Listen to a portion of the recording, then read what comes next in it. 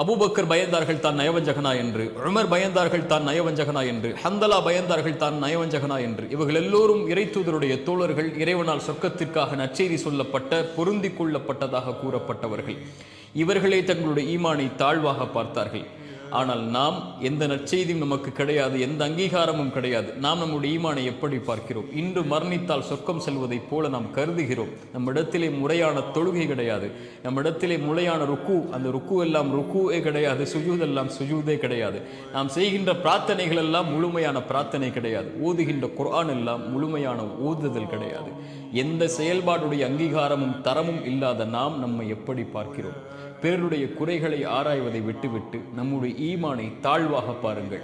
திருமறை சொல்லுகிறது, உங்களை நீங்கள் பரிசுத்தப்படுத்திக் கொள்ளாதீர்கள், இறைவன் தான் அறிந்தவன் உங்களில் யார் அவனை அதிகமாக பயப்படக்கூடியவர்கள் என்று.